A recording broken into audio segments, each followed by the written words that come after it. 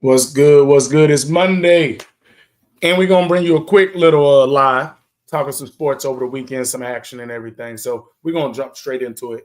If you don't know me, I'm DP Too Nice on Twitter, Instagram, YouTube, TikTok. Damon Patterson on Facebook. The Raw Power Team is our business page. But check it out. Y'all know what we like to do. We like to talk those sports, and we know one of the biggest subjects that's been talked about for the last 4 to 5 years is Deion Sanders and his boys. So we'll start there. But we're not going to start with Shador. We're going to start with the older brother, Shiloh. So a lot of people know, we'll go over here, Shiloh.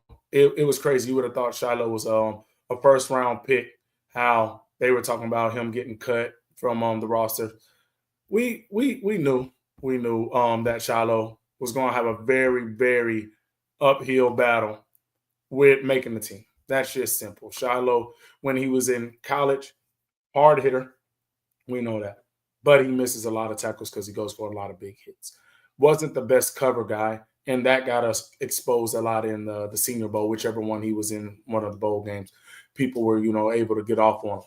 So that's not something like, oh my gosh, he was an undrafted free agent. They were like, said, of course, you're going to get your clicks, you're going to get the content. Obviously, DP's talking about it because everybody wants to talk about, oh, we told you the hype was over behind the Sanders boys. Like, there was really never really true hype behind Shiloh as if he was about to be a world beater when he got to the league.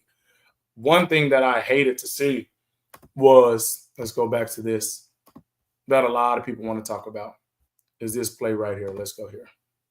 So you see Shiloh. Tight end, Zach Davidson. Swing.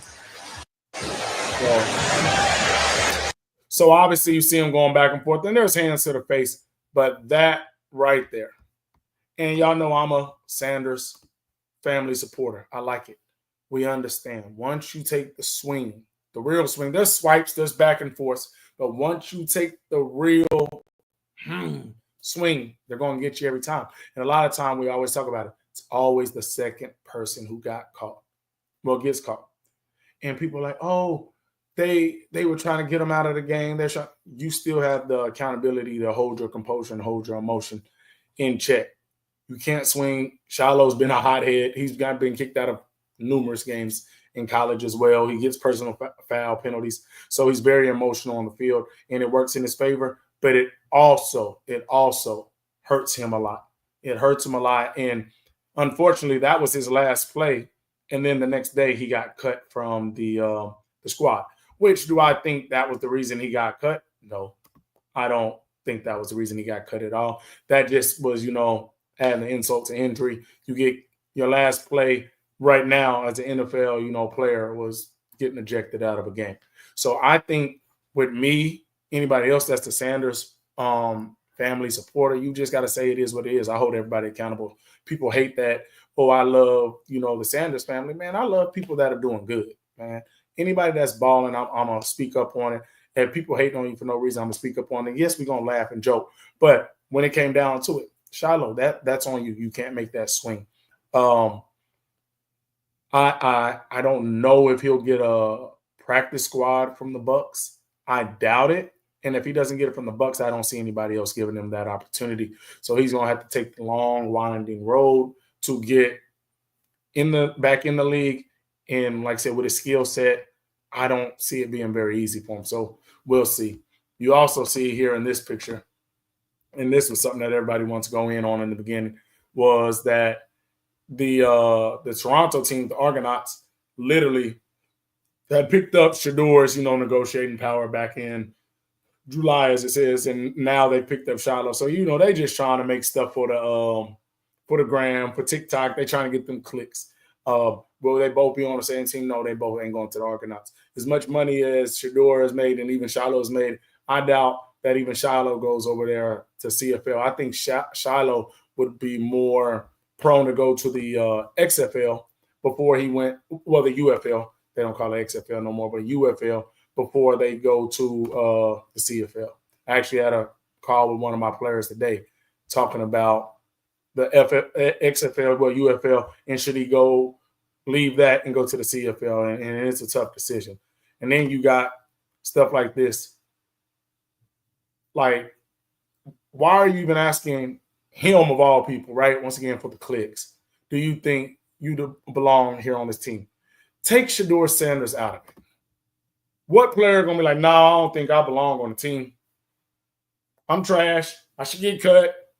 I don't want to be on a 53-man. Like, they just be just talking when it comes to the Sanders boys. Obviously, Shedeur didn't have a really, really good game in the last preseason game. But the thing about it is he threw 6 passes, and he was in there with 4 or 5 linemen that ended up getting cut. And as of now, and I think he will be for the season, he's on a 53-man. The Browns, once again, terrible organization. They're carrying 4 quarterbacks on the 53-man. So, yeah. But you see he's thanking everybody for the support and what he's learned, and he's just talking about he's going to keep getting better. And that's all you can do. He's done great. He's done great since leaving Colorado and the draft stuff. And after that, he's been in the community. He said everything right. He's done great practice with the reps he's got. He had a really good first preseason game. Then he didn't get to play in the next one. And then this one, obviously, you get 6 passes with 4 or 5 guys that are getting cut. Didn't look good at all. But he has done good things on and off the field. So we'll see what that looks like. But the next thing I want to talk about is this. Hold on. K-State, obviously, they took a nice little L this past weekend. It was out in Ireland. The game was sloppy to begin with, but then it picked up really in the second half, and they started really rolling. But look at this. And this is me obviously talking about what happened. And you see it's 2 people fighting down on the street, people going. I'm thinking the K-State fans are fighting the Iowa State fans. I was like, dang, bro. I said, nah, man, that's Avery Johnson's dad and Avery Johnson's brother fighting each other. I said, don't put that on them.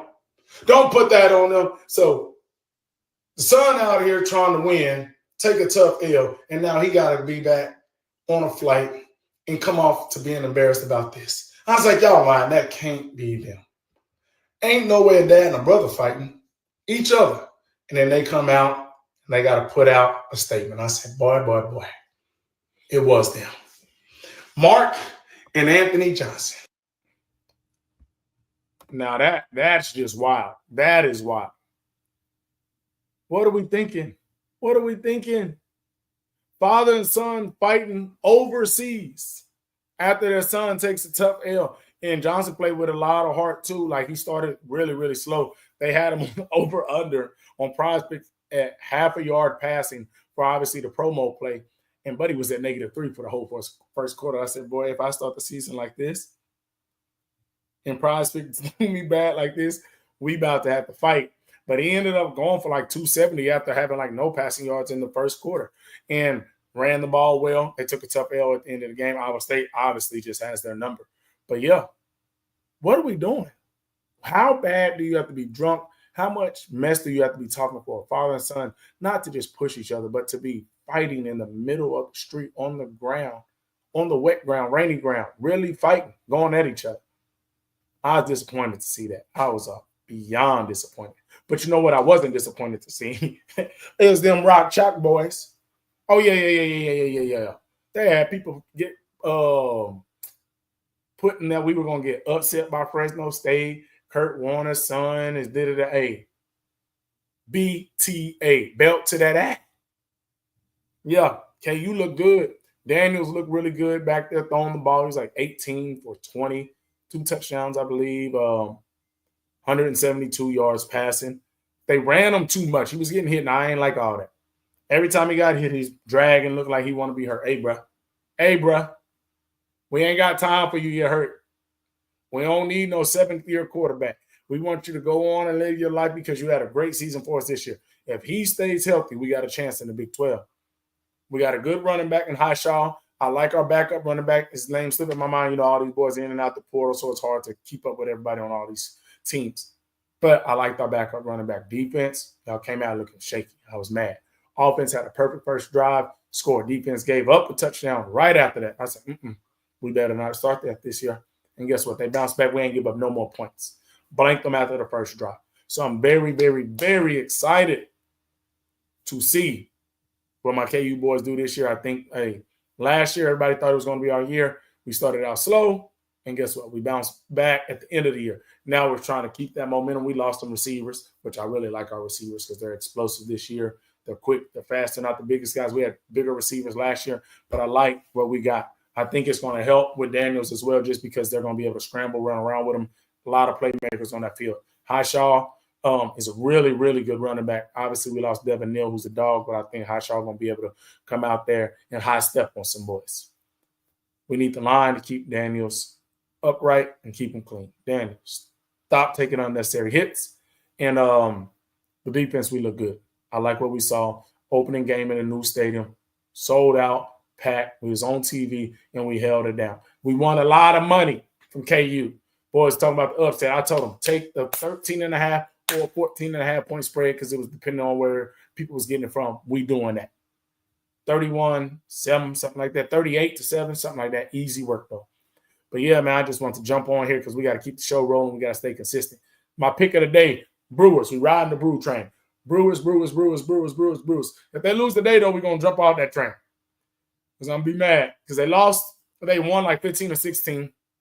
They lost a couple, but it's baseball. But we got a pitcher who's 4-1. And his last Woodruff, or however his name is. He's pitching 4-1. We got a great ERA. We playing a team that we better than. I'm saying we because we got to speak this into existence and we trying to get a dub. So like I said, if y'all like what we're doing, make sure y'all share with friends, families. Make sure y'all subscribe to the YouTube channel. Go to DP2 Nice on YouTube and show us some love. With that being said, we out.